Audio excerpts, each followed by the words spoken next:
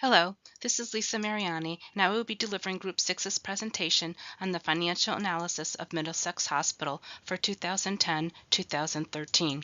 This presentation was created by Marissa King, Catherine Lee, Nisha Patel, Dara Parikh, and myself.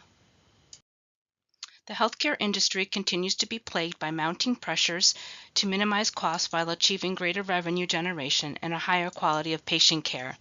As policies, processes, and capabilities change, care is moving outside the walls of the hospital. The recent increase in hospital spending is being driven by the aging and growing population, greater market expansion, clinical and technological advances, and rising labor costs. Insurance reimbursement is problematic as well, as both public and private insurance companies continue to decrease their reimbursement rates for healthcare services and procedures. Thus, many healthcare organizations, including those in Connecticut, are facing difficulty in navigating the murky waters of the healthcare industry. Hospitals in Connecticut are known for providing quality care and for positively contributing to the economy. According to the 2018 Economic Impact Report from the Connecticut Hospital Association, Connecticut hospitals contributed approximately $27.7 billion to both the state and local economies in 2016. Despite being the largest sector in the economy, Connecticut hospitals are joining the national trend of hospital consolidation as smaller community hospitals join forces with larger organizations. In contrast, Middlesex Hospital is one of the few hospitals that continues to be independently owned.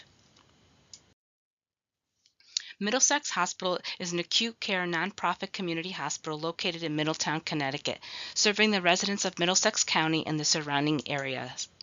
It exists to provide the safest, highest quality healthcare and the best patient experience possible for the community.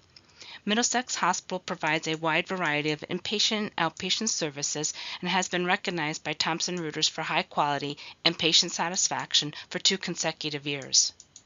With a multitude of awards and accolades, Middlesex Hospital continues to be a driver of safe, quality patient care with a strong financial position driving its mission and vision to be the first choice for medical care. When the strategic and financial plans are rooted into the overall mission, vision, and goals of the institution, the organization is capable of generating resources and is deemed financially successful. This holds true for Middlesex Hospital, as you will see. Financial statements are the report card of an organization. It consists of the balance sheet, statement of operations, statement of change in net assets, and statement of cash flows. The balance sheet represents a record of the firm's assets, liabilities, and net assets. When looking at Middlesex Hospital's balance sheet for 2010-2013, it is clear that they are heavier in net assets versus liabilities, with a decrease in long-term liabilities driving the drop in total liabilities for 2013. The income statement or statement of operations fine-points the organization's revenues and expenses during the year and represents a better picture of the hospital's overall operations. It appears that while Middlesex Hospital has been experiencing growth in revenues, that their decline in income for 2013 was a result of increased expenses in almost all areas. The statement of change in net assets represents changes in equity. Since many healthcare organizations are nonprofits and can only grow net assets through net income performance, they combine the statement of operations and net assets into one statement, just like Middlesex Hospital did. Lastly, the statement of cash flows examines how operating activities and investing activities affect the firm. Middlesex Hospital depicts a notable decline in net cash provided by operating activities in 2013, as well as a large dip in cash and cash equivalents at the end of 2013. While these reports provide an important global view of the financial health of Middlesex Hospital, it is important to take a more focused look through specific financial metrics. Total margin measures the overall profitability of the hospital as a function of the hospital's expenses. In 2012, Middlesex Hospital's total margin increased from 2011, but then decreased again in 2013. Decreases in total margin can be concerning for the board because of a nonprofit hospital, the system relies on its ability to produce a profit in order to continue providing care to its community. Despite a sharp decline in 2013, Middlesex Hospital's return on equity is still well above the national benchmark of 5.60%, which means that the hospital is profitable. The board should, however, pay close attention to this area to ensure 2013 was an outlier and not the beginning of a negative trend. Middlesex Hospital's total asset turnover ratio has been consistently less than the national average from 2010 to 2013. This should be a concern for the board since the hospital is currently only making 80 cents on every dollar spent on assets. Next, we will look at current ratio, which means the hospital's ability to convert its assets to cash that can then be used to pay back liabilities. Compared to the benchmark, Middlesex Hospital has maintained a current ratio well above average, indicating its liquidity and its financial health is being able to meet its short-term liabilities with current assets. Days in accounts receivable measures the length of time it takes for the hospital to collect revenues from their charges. Middlesex Hospital has seen a slight dip in this indicator for 2013, but has remained higher than the state benchmark. The board will want to see improvements in this area. Long-term debt to asset ratio indicates the long-term financial position of the Middlesex Hospital, including its ability to meet its requirements for outstanding loans. The trend shows it has decreased from 2010 to 2013. This suggests that the hospital is becoming less dependent on debt to grow its business and generate income. The equity financing ratio has increased during this period, which shows that the hospital is financially stable and at less risk. This trend will be viewed positively by the board of directors as it suggests a strong financial condition for the hospital. Net patient revenue per full-time equivalent shows the revenue generated by each employee. While it has increased from 2010 to 2013, Middlesex Hospital has remained below the state benchmark. This is an important financial measure for the board of directors who want to ensure they are being efficient and maximizing earnings per full-time equivalent. The financial stability of the hospital also affects their employees. For example, Middlesex Hospital's current ratio positively impacts its ability to recruit and retain qualified employees, helping to maintain healthy staffing ratios, ensuring job security and a more satisfied workforce. Greater liquidity means that the hospital is in a better position to pay out salaries, wages, and benefits owed to employees. Employees are very interested in net revenue per full-time equivalent generated by the hospital and Middlesex Hospital because if this remains above benchmark, the hospital might look to outsource positions, which could be a threat to retention. Charity care and bad debt are two essential compositions to uncompensated care costs along with all other uncompensated expenses.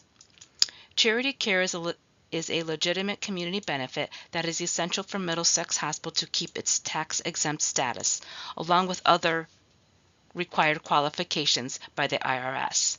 Therefore, it's important to keep charity care costs at a reasonable level in order to maintain Middlesex Hospital's financial health.